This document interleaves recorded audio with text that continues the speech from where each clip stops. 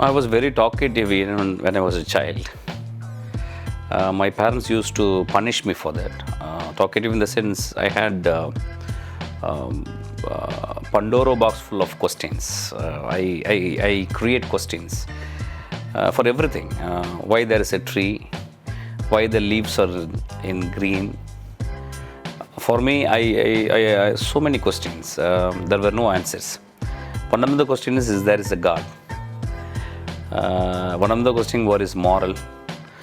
And at the age of 3, I started hearing stories from my granny. Oh, that's a very important, door which opened to my conscience or my wisdom or something. So as a kid, I was born in a very poverty-stricken family, but I was treated like a prince. I was the last child for my parents. So I was pampered. I was given everything they were able to give.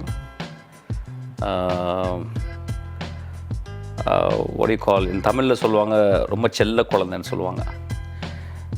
So my world was, though I knew all around me, all other kids are so rich and so upper middle class kids, and I was the only kid very downtrodden and very poverty stricken, and so but my mind and my heart was so full of joy and singing and dancing and playing. So that's the kind of childhood I shared. I think still I have the same child inside me, and I always say, who is the creator? Creator, he draws everything from his childhood days, and he led the audience to see what he experienced, what he went through. That's what. So as a creator, I'm still a child, and I'm so happy about that.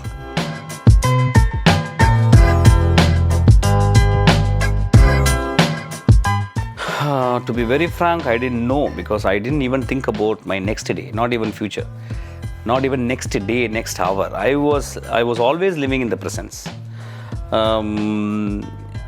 In a college, of course, I started reading literature, though I studied engineering. But my every of my inch of my being is drawn towards Dostoevsky and Tolstoy, because I was very early age I was introduced to these two great men. So my thirst for reading literature, not knowing that one day I would be end up in writing stories, I was immersed in that. Even my friends were elder than me. We always discuss about literature and storytelling. So my college days, I didn't spend like party going or like a bike wala, or of course romance were there. That's you can't avoid that, romance were there. But other than that, I always identify myself as a mature kid. But I didn't even dream about that I would one day end up in a dream industrial cinema. Even after my college days, I didn't have an idea that I would one day end up in cinema. So cinema for me was an accident, purely an accident.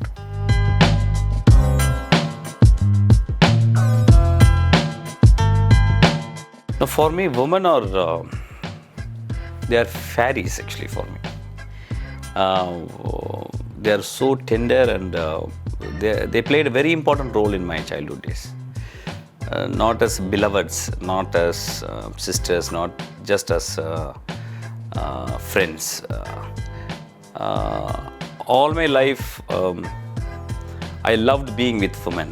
They took care of me. They taught me stories. They taught me what life is. They taught me what is suffering is. They taught me how to cry sincerely, how to be tender. It's a very important part as a filmmaker. For me, I always say, I always tell my assistants to be so tender. I always tell my assistant to treat women with so much of respect and love, because that will teach you. The creation comes from feminine being, not from a macho side. That's why I always tell my assistants, go and look at A R Rahman and Ilayaraja. They are so tender when you look at them. They are so tender now. They are not very macho with a big mush and with they never walk erect and all those things. They're so tender. So the creator has to understand this. Only from the feminine side you can create. Naturally, physically also to create. No? So that I learned very early of my thing. And at the college, after my teenage, I think I would have fallen more than some 1,000 times, in love, and unrequited love and requited love, and come out of it. And that's a beautiful time. I wish I always go back to my childhood, always go back to my teenage. Even now, I think that side is always there. It's always wait for a soulmate. And I had a very long, my last love was nearly 10 years actually. So again I came out, we had to part. But still I feel I'm so glad, and those are the moments that give so much of meaning to me actually. Whenever I'm in love, that's very, very meaningful to me. Other than I feel like I'm a withered tree with no fruits around me, no birds around me, no chicks around me, nothing around me, no colors around me. So being in romance is it's so beautiful. It's so beautiful.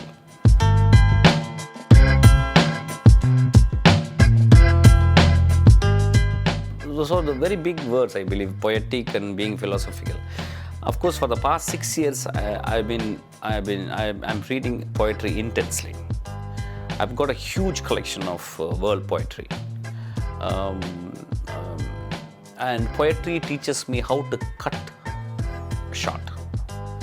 Poetry teaches me how to compose a shot with so much of simplicity. If you look at poetry, the prose is properly hewn down. The prose is properly aligned. Not even an unnecessary single syllable is there. So it edited properly. If you read any haiku, and it teaches you how to edit. If you read any haiku, it teaches you where to keep the camera. So poetry is, though it's an allied art, I think from allied art, poetry, and of course I will come back to literature. This poetry is very important for me as a filmmaker, I believe. I don't, if somebody comes and says, you have done a great film, I would prefer that person to tell me you have done a simple film. That is what the poetry teaches you, how to be very simple, how to be direct, how to be precise, how to be brief, and how to be poetic. So poetry teaches you everything. So I'm so grateful to the great poets like Kollywood or Elizabeth Bishop or Ted Hughes or Plath and many other poets, like Oliver. There are many poets, of course Robert Frost. So they Walt Whitman. So those people, I would say they are great beings, the great gods, I would say. So they teach me. The poetry teaches me how to be very simple. So I think that is a very important part of a creator learns over the period of time. His art and craft would have started very complicated. Then over the years now, the very simple thing that you understand, okay, what I'm doing is right, means that your craft has become very simple. If it is simple, then you are growing, you are maturing. So this poetry teaches you directly. Philosophy, naturally, see any story which has got a moral. Investigation of morality and ethics is called philosophy. So philosophy is not something very different. It's not that you go to a philosophy institute and you read about Bertrand Russell or Wittgenstein or Plato. Not like that. Every moment, We breathe in philosophy and breathe out philosophy. Every value, we see when we meet a person, we say, he looks so graceful and he talks so polite. That is also a philosophy. What is the purpose of life? It's always chasing us. It is like our shadow. So I think every story has got a stronger, complete philosophical outlook. I always believe that. I send my audience out of theatre with a philosophical quest. If there is no philosophical quest, if there is no audience walking out of philosophical quest, and there is no reason for me to become a director, then I have to quit. The day I have to quit. So I think every movie, it's a philosophical investigation. I maintain myself, I should not get de-stressed. What I'm trying to say, see, de-stress in the sense, see, I understand working as a filmmaker. I know that though I have done 72 jobs in my life, different jobs in my life, the 73rd job is filmmaking, and it requires some mammoth of energy to complete a film. And you are doing nearly 1 year to complete a project. It takes 1 year, and 1 year you have to continuously exert energy. It's very difficult mentally as well as physically, but it gives you so much of pleasure. So this pleasure, it's like working out. When we are working out, if we are doing a cardio, I know it's full of stress, but that gives so much of energy to the body. That's the same way I exert all my energy from my brain and my soul, and it gives me so much of energy back actually. So it makes me to work more. So after my completing my work, then I go to my room and start reading. I start listening. Even listening to music is also, there is a many way to listen to music. Listening very intensely or listening very passively. So I think all my area of work is always it requires so much of attention. It's quite taxing, but I'm used to that. I don't find I never uttered a word that I'm tired.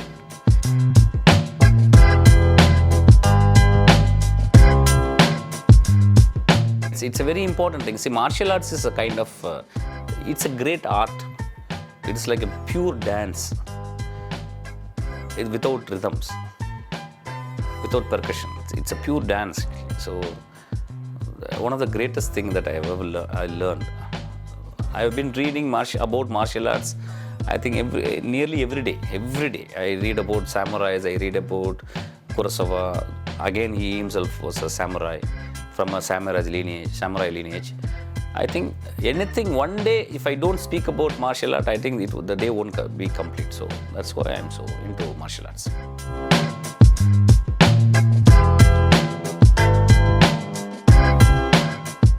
My first film I watched with my father was Enter the Dragon. After watching the film, we came out. My father asked me, "How is that movie?" And I said, "It's so beautiful." And he immediately turned back and took me into the next show. So twice consecutively I watched Enter the Dragon. So that was my first film.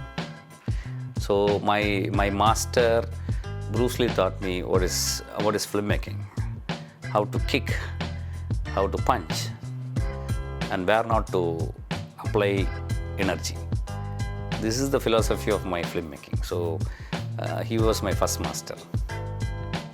Then after some time I learned martial arts kung fu for 7 years. That helped me to choreograph my fight sequences along with my masters. If you ask me very sincerely why I make films, I'll tell I make films to choreograph fights.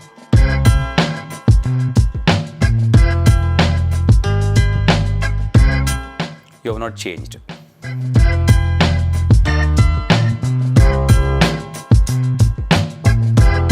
Yet to learn.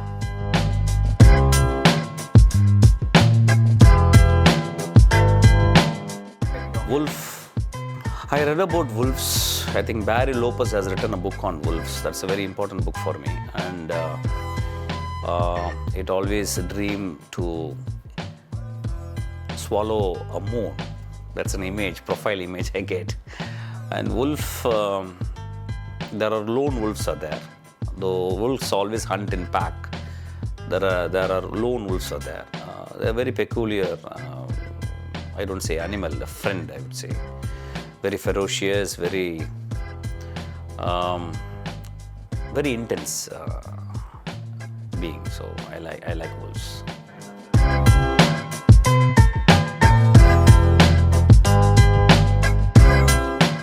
The number 1 is 7 Samurai. Number 2 is 7 Samurai. Number 3 is 7 Samurai. Okay, so why all these three one film? No, if you just watch this movie alone, you will learn filmmaking. But provided you have to watch this movie for 20 years. I've been watching for the past 16 years. I'll be watching till I die. I think my only wish is to, before I die, before I close my eyes, I should see any one image of 7 Samurai.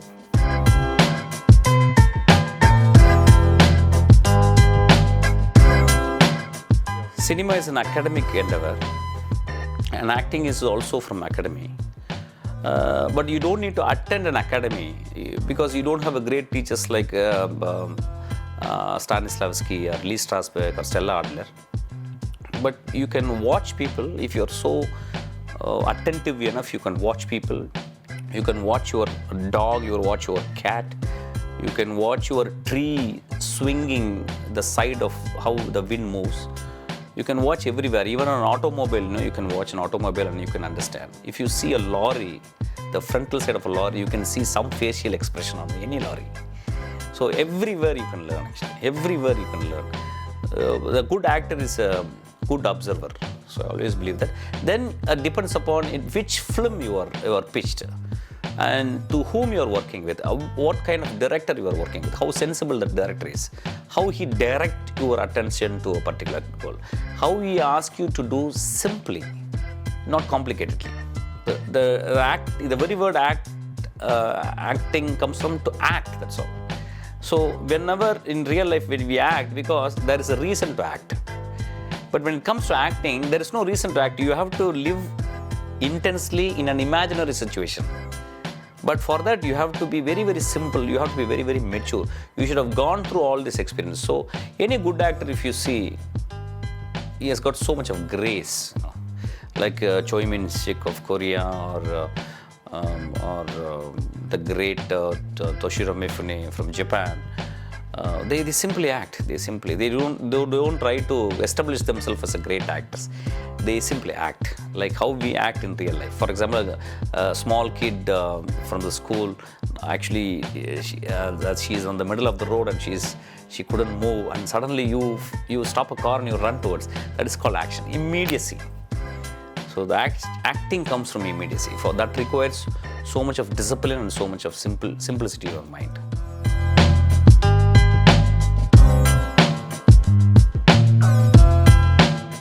I don't go that objectively to see my films, but I would say, because I don't see that many films, for particularly Tamil movies, I don't see that many films.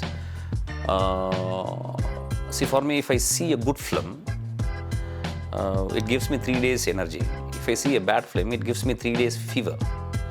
So what I do, I make films from my own life, my own imagination, and my own literature, my own hearsay, what I heard from other people. And I have my own world. I will try to weave a new world. And I will be the first protagonist. I will be the first antagonist. I will be the first characters. Then out of that world that I create something, something. So this is how I feel. And my movie should first interest me than to the audience. It should be very decent to me. It should be, see, I'm working for a year. And that year is not just simply I'm earning my bread.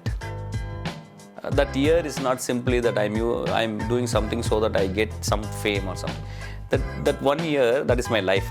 I'm moving from 44 to 45, 45 to 46. That has to be very, very meaningful. That has to be very, very intense.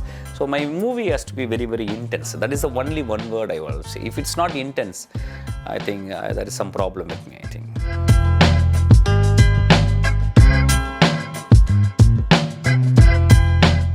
No, naturally, see, we got this art from, the very word cinema comes from kinema. So the first people who invented the camera are Edison or Lumiere brothers, and perfected by the German cinema, and the Italian cinema, and the Japanese cinema, and then the Hollywood cinema. So we learned cinema from those people, that we have to admit. And nowadays, of course, there are great films that taken in Hollywood, particularly in 60s, in 70s and 80s. Billy Wilder, I would say, or Alan Parker, or Francis Ford Coppola, or Kubrick. These are the main key people that turned the Hollywood industry into something very great art. Then, of course, there are always very bad Hollywood films. Even for me, if you ask me recently, this Oscar winner, this Shape of the Water, I went and watched. It was not very impressive for me. The script was not holding me. That was beautifully made by the great director, my favorite director. But if you ask me, script, it's not very tight. It's not holding me. Once that lady escapes with the creature, and she places that creature in her bathtub. The story, the screenplay also placed in that bathtub. It's not moving. And then they make love. We are being witnessing the making love. Nothing is moving actually. And the last scene was so pathetic. Like suddenly somebody shoots the creature and the girl, and then again they come. It's like typical, very sentimental, say. Though the theme is from Beauty and the Beast. So I was not drawn inside. It doesn't mean, so what I'm trying to say, no way that we are inferior to Hollywood. Tamil movies are inferior to Hollywood. I have a fellow director. See, I've recently seen Peranbu by Ram. It's one of the greatest film ever made in Tamil cinema. One of the greatest film, Peranbu. So nowadays, I don't say even Vetrimaran and few directors are there. They are doing the best to, and no way we are inferior to Hollywood movies. There are great Hollywood movies. I would say after Seven Samurai, I always recommend my assistant to watch Schindler's List. It was one of the classic. If you want to learn art direction, you can watch. If you want to learn editing, you can learn through that movie. What I'm trying to say, so we should not take Hollywood as a benchmark, Hollywood as a standard. So we are doing great films. Of course, we don't have enough finance to back up our creativity. There are no budgets, and our Indian standard way of filmmaking became formulaic. So though it's become formulaic, we are struggling our best to come out of this formula. So we are also trying. We are also, I think, very soon, I think our movies will be considered as great movies. So that's what I have. All my tutors are from Hollywood, like Hitchcock, Kubrick, Francis Ford Coppola, Alan Parker, and Peter Weir. All these are great giants. They taught me filmmaking. Of course, there's Kurosawa, there's Bresson. They're my first masters. But Hollywood is something. They have done beautiful movies, but nowadays I would say, I think it's all over the world. There is a small kind of we lose commercial rush, and I think we are losing the quality.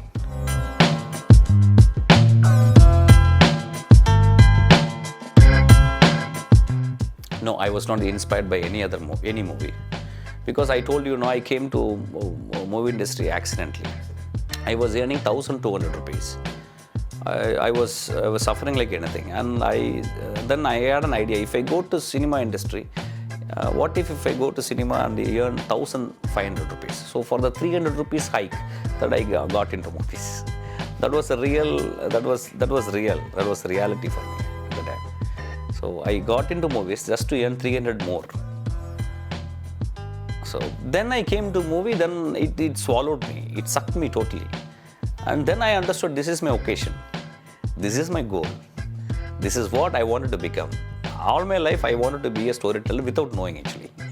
So then my first story, then I learned as an assistant director, oh my God, I didn't know this is the place I'm supposed to be in. And it's beautiful actually. So now the 300 rupees has become 3 crores and it goes up. So it's beautiful. It was not a dream, that's what I'm saying. That's what I always tell me. I didn't start with a dream. I start with a state. It's called poverty. So I got entered and I strived hard. Then there was no poverty, and there is richness, not only physically, spiritually. So I became very rich. Now I feel very rich. I feel so resourceful now getting into movies.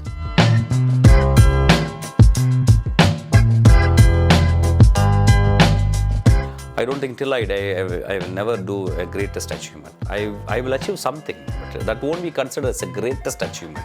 I think that has to be considered by my posterity, not by me actually. If I consider what I achieve is something great, then I have some problem in my mind. So I'm being megalomaniac. I should not use any superlatives of what I have done actually.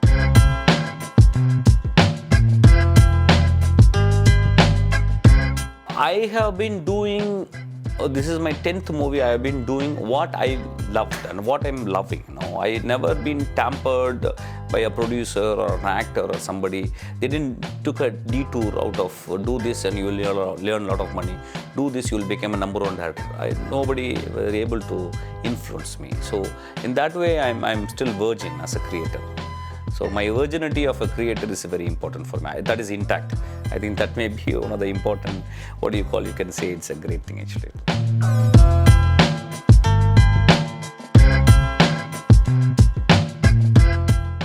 No, they basically people think that movie makers are kind of sloppy and kind of fame yearners and no spine, and they don't even care about what creativity. Take for an example, if you take an example, actor called Nazar in Tamil. Even when he take a bath, he practices his vocal cord. Whenever he sits and talk to somebody, and suddenly he turns and he tries to work with his facial muscles. So 24 hours he works as an actor. But the people don't know actually that. And if you take me, other than movie making, I will go and read a book. If I watch anything, that I'll be always composing. So we are sincerely working. We are passionately working. That people don't understand. Take Kamal Haasan. So how many movies he has done? What a great actor he is. It's one of the greatest actor ever walked on earth, I would say. But people, of course, people have a different opinion about his politics, but think about it. So these things comes out of where these people get energy. Nazar and Kamal Haasan, where they get energy. That people have to consider actually. So an actor, a professional actor and professional director or any creative person in cinema, they are working very hard and very sincerely, like a mad. And for that they lose nearly 5-6 years of lifespan. The pressure, the stress. That's a very important thing that people don't consider. And it's a very sad thing.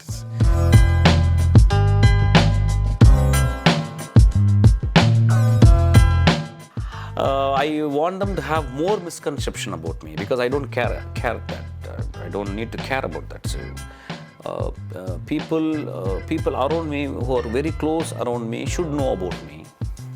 My daughter should know about me. My beloved should know about me. My wife should know about me. My close friend should know about me. My assistant should know about me. I don't care. Some Tom and Dick and Harry should have a conception about me. I don't even care shit about that actually. They should come and watch my movie. If my movie is not good, they have to say, this movie is a very bad movie, don't watch. If my movie is good, they have to say, they have to go to every door and knock the door and say, you have to see a great movie there. So I don't care about other people's conception. From the beginning, from my childhood, I never tried to work halo around me actually. So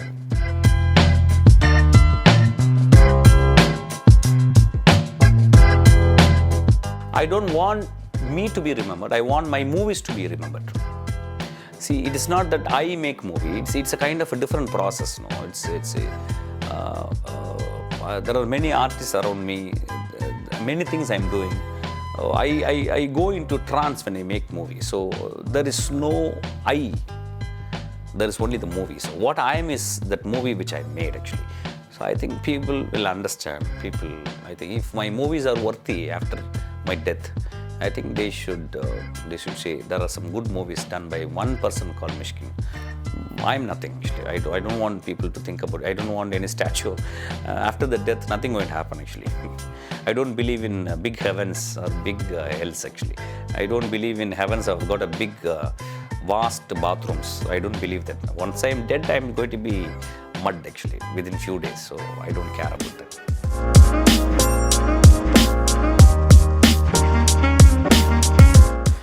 My favorite food is kanji and karuvattu kulambu, palaya karuvattu kulambu.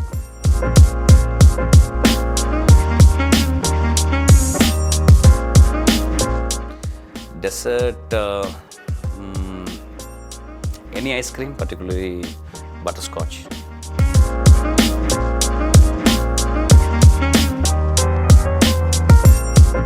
For the past 6-7 years, Masnangudi, Wild Heaven.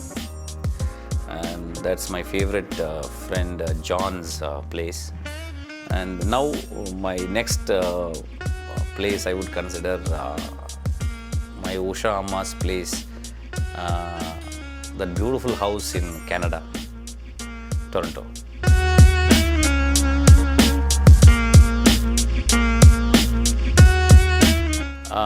I'm separated from my wife and I have a beautiful daughter, very sensible daughter, and she never asks many questions, and she understands me totally, and she reads a lot. That's my only meaning of my life. She lives with her mother, so once in a while she comes and meet me. We go outing. I'll take her to wildlife. I'll explain about the story which I'm writing. And my close friends, very few, 2 or 3 friends, always my assistants. And another, I think, cartload of my friends are my books, the authors, and that's all. Nothing else.